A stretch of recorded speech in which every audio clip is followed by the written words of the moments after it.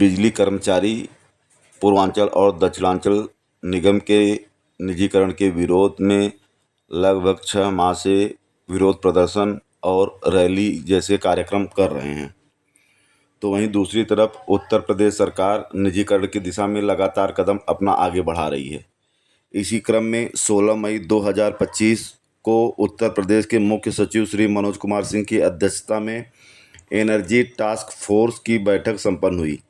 इसमें Uttar Pradesh power corporation द्वारा bidding document प्रस्तुत किया गया, जिस पर गहन चर्चा एवं विचार विमर्श के उपरांत प्रस्तुत डॉक्यूमेंट को अनुमोदित कर दिया गया।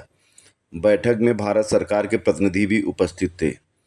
इम्पावर्ड कमेटी द्वारा आगे की समस्त कार्यवाही के लिए उत्तर प्रदेश पावर कॉरपोरेशन को करने के लिए अधिकृत कर दिया गया है।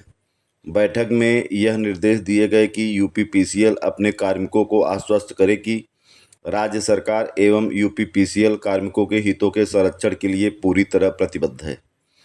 कार्मिकों को सेवा शर्तें, प्रोन्नति, सेवा की सुरक्षा, सेवानिवृत्ति पर होने वाले लाभ, भत्ते तथा रियायती दरों पर प्राप्त होने वाले बिजली पर कोई कटौती नहीं की जाएगी।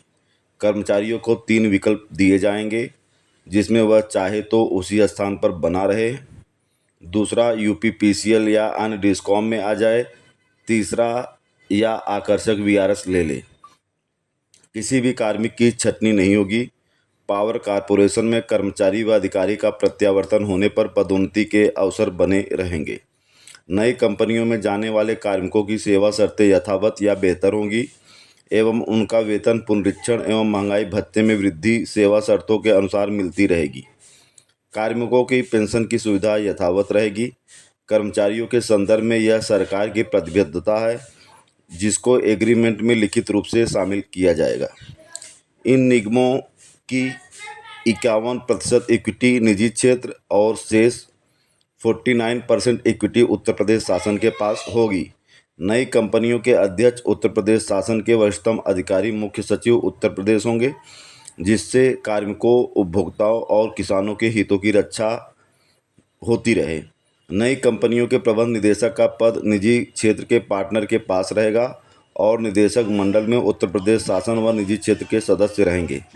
प्रस्तावित रिफॉर्म प्रक्रिया में पूर्वांचल डिस्कॉम में 3 तथा दक्षिणांचल डिस्कॉम में 2 नई कंपनियों का सृजन होगा।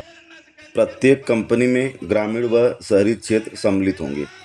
इम्पावर्ड कमेटी ने यूपीपीसीएल को यह निर्देशित किया कि सारे आवश्यक प्रपत्र विद्युत नियामक आयोग को अभिमत के लिए भेजे जाएं और उसके उपरांत प्रारूप को अंतिम रूप दिया जाए। तो वहीं दूसरी तरफ संघर्ष समिति ने इस पर अपना विरोध दर्ज किया और बताया कि एनर्जी टास्क द्वारा निजीकरण के डॉक्यूमेंट का किया गया अनुमोदन अवैधानिक है। संघर्ष समिति ने कहा कि अवैध ढंग से नियुक्त किए गए कंसल्टेंट ग्रांट थॉर्ंटन द्वारा झूठा शपथ पत्र देने की बात स्वीकार कर लेने और अमेरिका में $40,000 की पेनाल्टी लगाए जाने की बात स्वीकार कर लिए जाने के बाद भी ग्रांट थॉर्ंटन की नियुक्ति पर प्रश्न चिन्ह लग गया है।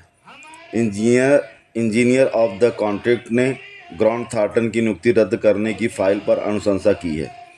पावर कॉरपोरेशन के अध्यक्ष डॉक्टर आशीष गोयल इस फाइल को 1 महीने से अधिक समय से दबाए बैठे हैं। संघर्ष समिति ने कहा कि इसी कंसल्टेंट की रिपोर्ट के आधार पर निजीकरण की प्रक्रिया हेतु तैयार किए गए दस्तावेज को एनर्जी टास्क फोर्स स्वीकार कर लिया है, जो कि पूर्णतः अवैधानिक है। विद्युत कर्मचारी संयुक्त संघर्ष समिति उत्तर प्रदेश ने पावर कॉरपोरेशन के चेयरमैन पर आरोप लगाया है कि उन्होंने एनर्जी टास्क फोर्स को गुमराह किया। निजीकरण के बारे में बिजली कर्मियों की आपत्तियों से उन्होंने एनर्जी टास्क फोर्स को पूरी तरह अवगत नहीं कराया। एनर्जी टास्क फोर्स द्वारा पूर्वांचल विद्युत वितरण निगम एवं दक्षिणांचल विद्युत वितरण निगम के निजीकरण के बारे में लिए गए एक तरफा फैसले से आज प्रदेश भर में बिजली कर्मचारियों में गुस्सा दिखा। बिजली कर्मचारियों ने वर्क टू रूल आंदोलन के साथ भोजन अवकाश के दौरान समस्त जनपदों और परियोजनाओं पर विरोध प्रदर्शन किया। संघर्ष समिति के पदाधिकारियों ने आज यहां बताया कि पावर कॉरपोरेशन के चेयरमैन ने एनर्जी टास्क फोर्स के सामने विद्युत वितरण निगमों के घाटे के गलत आंकड़े रखे हैं।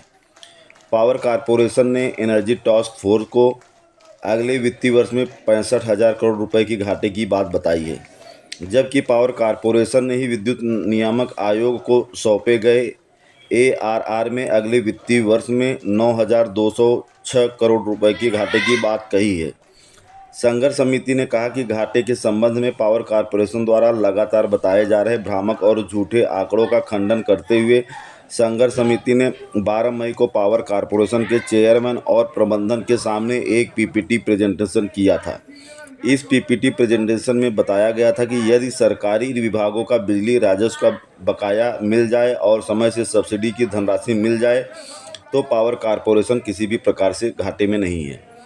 PPT प्रेजेंटेशन में यह भी बताया गया था कि गलत पावर परचेस एग्रीमेंट के चलते विगत वर्ष विद्युत वितरण निगमों ने बिना एक भी यूनिट बिजली खरीदे 6,761 करोड़ रुपए का भुगतान किया है। इसके अतिरिक्त बहुत महंगे पावर परचेस एग्रीमेंट के चलते विद्युत वितरण निगमों ने कुल 16,282 करोड़ रुपए का अतिरिक्त भुगतान किया।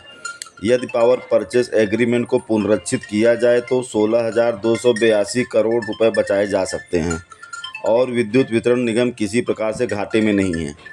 इस PPT प्रेजेंटेशन के बाद पावर कॉरपोरेशन के चेयरमैन और प्रबंधन ने यह कहा था कि बहुत अच्छा प्रेजेंटेशन है, इस पर आगे वार्ता की जाएगी, किंतु आज तक कोई वार्ता नहीं की गई और एनर्जी टास्क फोर्स के सामने गलत आंकड़े रखे गए। कर्मचारियों की सेवा शर्तों के मामले में भी पावर कॉरपोरेशन के चेयरमैन ने एनर्जी टास्क फोर्स के सामने संघर्ष समिति द्वारा उठाए गए किसी भी बिंदु को नहीं रखा है। संघर्ष समिति ने कहा कि 5 अप्रैल 2018 को ऊर्जा मंत्री, 6 अक्टूबर 2020 को वित्त मंत्री एवं ऊर्जा मंत्री, 3 दिसंबर 2022 को ऊर्जा मंत्री और 19 मार्च 2023 को ऊर्जा मंत्री के साथ हुए समझौते को मानने से पावर कॉरपोरेशन के चेयरमैन ने मना कर दिया है। ऐसे में निजीकरण के बाद जब पूरा मैनेजमेंट निजी घरानों के पास होगा तब पावर कॉरपोरेशन के चेयरमैन द्वारा सेवा शर्तों को लेकर किए जा रहे वायदे कागज का टुकड़ा मात्र होगा। संघर्ष समिति ने कहा कि निजीकरण के पहले ही 45% संविदाकर्मी हटाए जा रहे हैं। ऐसे में निजीकरण के बाद नौकरी बने रहने के चेयरमैन के वायदे पर भरोसा कैसे किया जा सकता है। संघर्ष समिति ने कहा कि बिजली कर्मचारी पावर कॉरपोरेशन के चेयरमैन द्वारा दिए जा रहे झूठे आंकड़े, धमकी और उत्पीड़न की कार्रवाई से डरने वाले नहीं हैं। निजीकरण न ही उपभोक्ताओं के हित में है और न ही कर्मचारियों के हित में है। संघर्ष समिति निजीकरण के विरोध में निर्णायक संघर्ष के लिए तैयार है। यह संघर्ष तब तक जारी रहेगा जब तक निजीकरण का फैसला वापस नहीं लिया जाता है।